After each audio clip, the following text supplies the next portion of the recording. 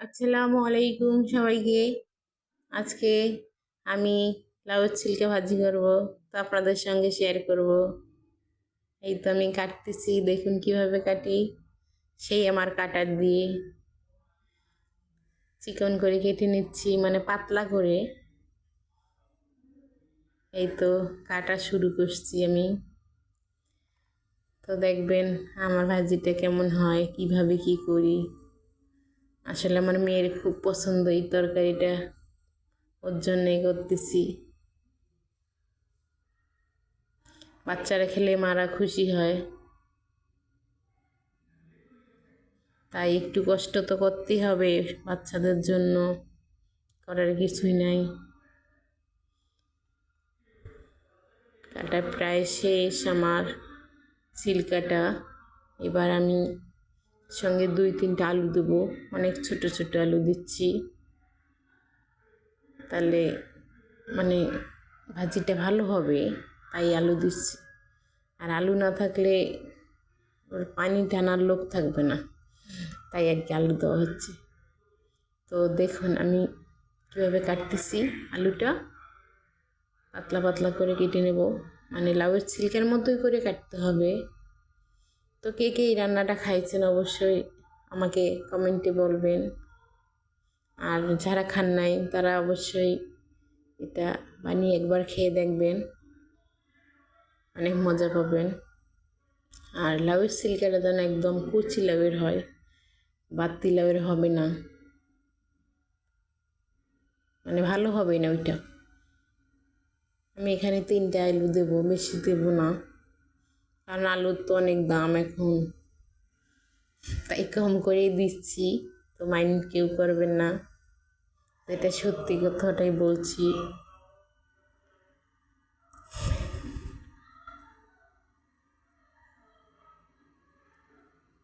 তো আমার আলু প্রায় শেষ, আর নাই, 3টাই ছিল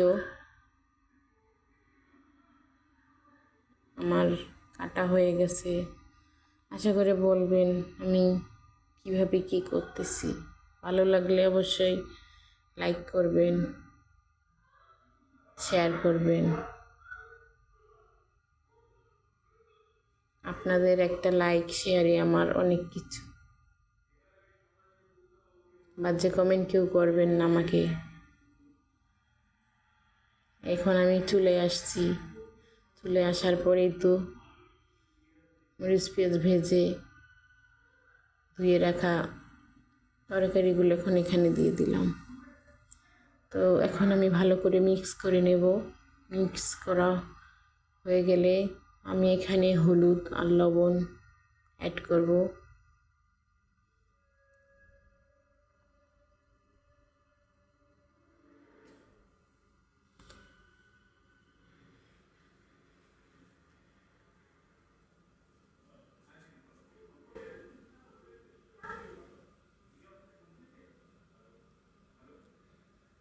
তো লবণ দেওয়া হয়ে গেল, এবার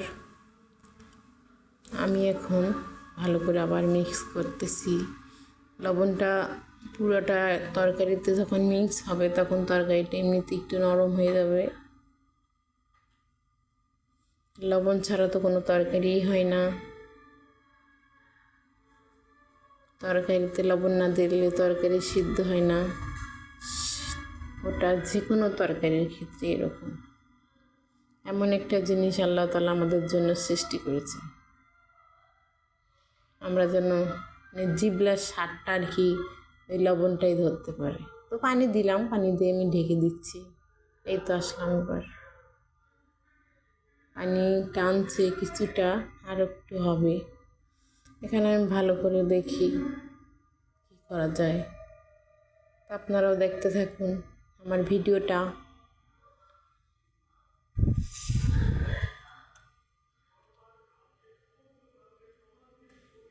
এই তো আবার ঢেকে দেব,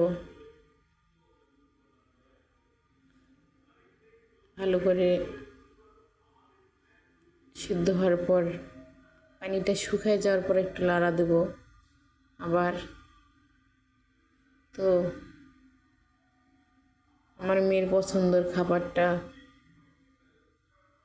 হওয়া হওয়া ভাব আর একটু হবে। এবার ঢাকবো না, খুলেই রাখতে হবে, কারণ ঢাকলে পানি বের হবে আর খুলে রাখলে পানিটা শুকিয়ে যাবে।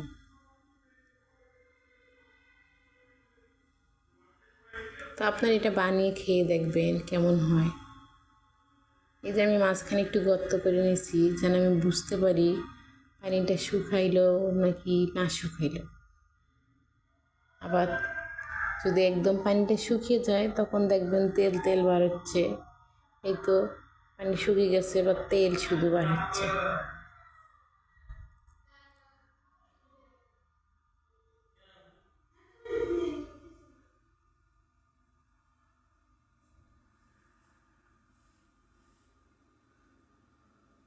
এখন উল্টায় নিচ্ছি আমি, উল্টায় নেওয়া শেষ।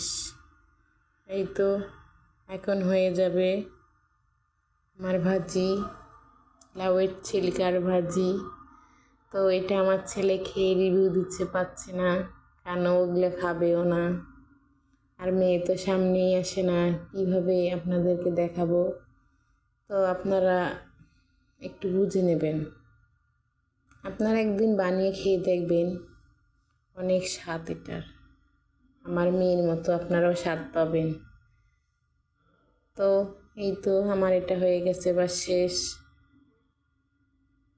এটা আমি এখন নামিয়ে ফেলবো। এই তো দেখুন কীরকম হচ্ছে, দেখতে কীরকম লাগতেছে বলুন। তো আসসালামু আলাইকুম সবাইকে, আল্লাহ হাফিজ।